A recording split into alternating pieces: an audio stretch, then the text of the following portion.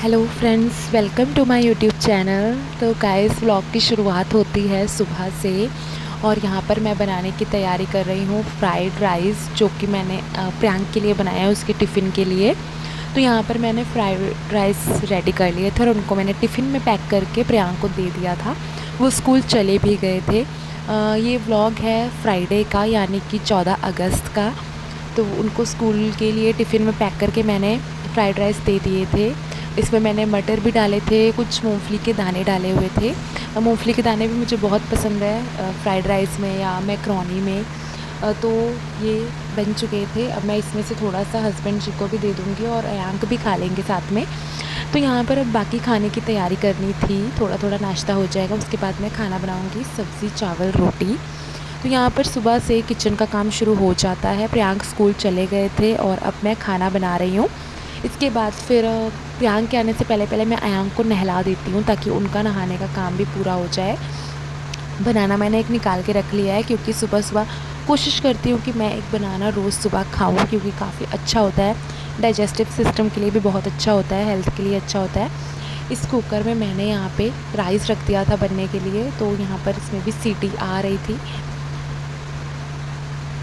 उसके बाद मैं फटाफट से अपना खाने की तैयारी में लग गई थी, क्योंकि मुझे तड़का रेडी करना था और सब्ज़ी भी कट करके फटाफट से खाना रेडी करना था। तो अब मैं फटाफट से अपने किचन के काम में लग चुकी हूँ। नहा लिया था मैंने, पूजा भी कर ली थी। प्रियांक स्कूल चले गए थे, तो अब सिर्फ एक ज़रूरी काम बचता है, जो कि खाना बनाना, क्योंकि मुझे बच्चों को देखने के साथ साथ किचन भी संभालना रहता है। तो सुबह मैं कोशिश करती हूँ कि हस्बैंड जी जब तक घर पर हैं तब तक मैं किचन का काम निपटा लूँ, खाना बनाने का काम पूरा हो जाए। तो यहाँ पर मैं लग गई थी खाना बनाने में। मैं तड़के को ग्रेट कर लूँगी इसमें, ग्रेटर में। कभी कभी मैं ऐसे भी डाल देती हूँ, क्योंकि इससे ना सब्ज़ी का टेस्ट बहुत अच्छा आता है।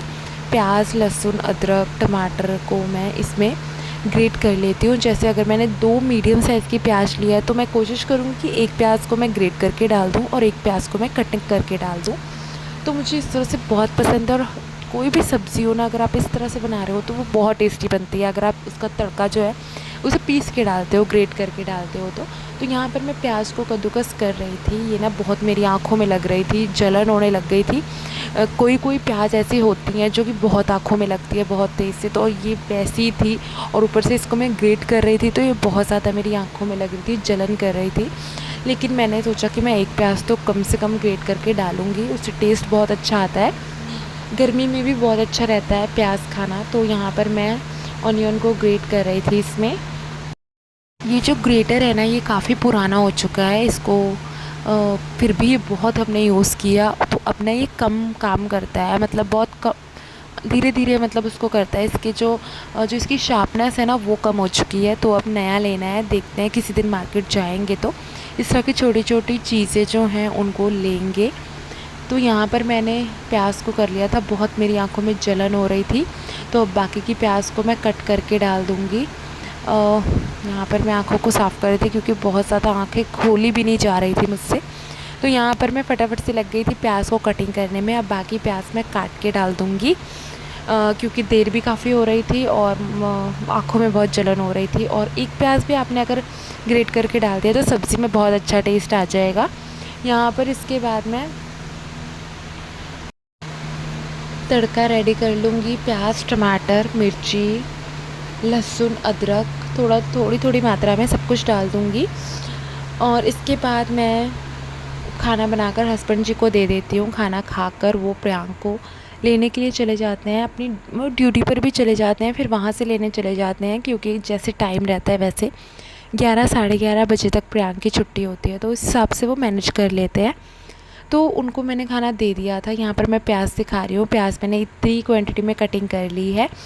तो खाना पीना खा लिया था और प्रियांक भी स्कूल से आ चुके थे। वो थोड़ा सा टीवी देख रहे थे, उन्होंने मेरे साथ खाना भी खाया, टीवी देखा, और फिर दूध पीकर उन्हें मैं थोड़ा सा दोपहर में सुला देती हूँ। एक जो आफ्टरनून नैप होती है वो मैं दोनों बच्चों को दिला देती हूँ, ताकि उनके पास मतलब वो थक ना जाएँ शाम तक, क्योंकि शाम को उन्हें होमवर्क भी करना है, बहुत सारी चीज़ें हैं, खेलना भी ज़रूरी है, पढ़ाई भी कर रहा है। और फिर रात में वो अगर दिन में नहीं सोते हैं ना, तो रात में फिर वो खाना खाने के टाइम पे सो जाते हैं। तो मैं उन्हें सुला देती हूँ थोड़ा सा, 1 घंटा 1.5-2 घंटे के लिए उन्हें मैं दोपहर में सुला देती हूँ।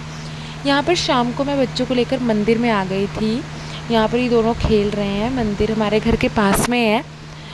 मौसम भी बहुत अच्छा था, हवा अच्छी चल रही थी, तो मैंने सोचा बच्चों को थोड़ा यहाँ लेकर आती हूँ। और भी बच्चे यहाँ पर आए हुए थे, उनके साथ थोड़ा सा खेल देंगे। तो यहाँ पर ये दोनों खेलने में लगे हुए थे, यहाँ वहाँ भाग रहे थे, मस्ती कर रहे थे बच्चों के साथ में, और बच्चे थे उनके साथ में खेल रहे थे। इसके बाद ना गाइस हमारा प्लान बन रहा था कि मॉल जाने के लिए कुछ सामान लेना था, मैंने आपको बताया था। तो देखते हैं, जैसे हस्बैंड जी को टाइम मिलता है वैसे कर लेंगे। तो यहाँ पे हम बच्चे यहाँ पे खेल रहे थे, मैं बैठी हुई थी यहाँ पे, और उसके बाद हम टाइम रहते ही निकल जाते हैं। कुछ सामान लेना था ज़रूरी, तो कुछ कपड़े भी थे, कपड़े लिए थे ज़्यादातर, और सामान लेना था, लेकिन फिर नहीं ले पाए थे। फिर हमने तो चलो फिर किसी दिन आएंगे। तो हम लोग कपड़े चेंज करके, मैंने बच्चों के भी कपड़े चेंज कर दिए थे और ख़ुद भी कपड़े चेंज करके हम लोग पहुँच गए थे मॉल में सामान लेने के लिए। रात हो चुकी थी, तो मॉल में भीड़ भी हो गई थी। ज़्यादा भीड़ नहीं थी, बट था, थोड़ा रश हो गया था। तो यहाँ पर ना ये लोग ना ख़रीदने नहीं दे रहे थे सामान। तो मुझे जो कपड़े लेने थे वो मैंने पहले चूज़ कर लिए थे, जो मुझे सामान लेना था। तो ये अपने पापा के पास थे और अब वो देख रहे थे, उनको अपने लिए टी शर्ट और पैंट लेना था। तो मैंने बोला आप देखो, आप ट्राई करो, मैं इन दोनों को देखती हूँ। तो मैंने प्रियांक को गोदी में ले लिया था, ये गोदी में आ गए थे। अयांक तो आराम से नीचे खेल रहे हैं, वो सारी चीज़ें देख रहे हैं यहाँ वहाँ, और उनको देखना पड़ रहा है कि वो कोई चीज़ फेंके ना, क्योंकि बच्चों का पता है, वो मतलब उनको नहीं पता, कुछ भी उठा के फेंक दे रहे हैं, कोई भी सामान यहाँ से वहाँ कर रहे हैं, कपड़े हैं, कोई भी चीज़ है। तो यहाँ पर आप देख सकते हैं बहुत अच्छी अच्छी टी शर्ट्स हैं। यहाँ पर सिर्फ मेल का सेक्शन है, लेडीज़ का ऊपर है, और बच्चों का उससे भी ऊपर 3rd फ्लोर पे है। यहाँ पे सिर्फ मेल का एरिया है, मतलब यहाँ टी शर्ट, पैंट्स, और जो भी जेंट्स की जो कोट है और लोअर्स हैं और हाफ पैंट्स हैं, ये सब कुछ यहाँ पे मिलता है। तो यहाँ पर हस्बैंड जी देख रहे थे। उसके बाद का सामान ले लिया था हमने। उसके बाद बिलिंग की बारी आती है, हस्बैंड जी यहाँ पर पे कर रहे हैं और मैंने बच्चों को लिया हुआ है। यहाँ पर भी, यहाँ क्योंकि लेस और बिस्किट्स के पैकेट्स रखे थे, तो प्रियांक को उनको लेने का मन हो रहा था, तो उन्होंने फिर भी 2 लेस के पैकेट्स उन्होंने ले लिए थे। उसके बाद हम घर चले गए थे गाइस। घर जाकर बनाना था खाना, तो ज़्यादा भूख थी नहीं किसी को, तो मैंने यहाँ पे बना लिया था बेसन का चीला। आपको मैं दिखाती हूँ, ये देख लीजिए, बेसन का चीला। और इसमें हमने 3 बना लिए थे, 3 में हो गया था, क्योंकि काफ़ी बड़े बड़े थे और ज़्यादा भूख भी नहीं थी किसी को, तो हमने इसको केचप के साथ खा लिया था।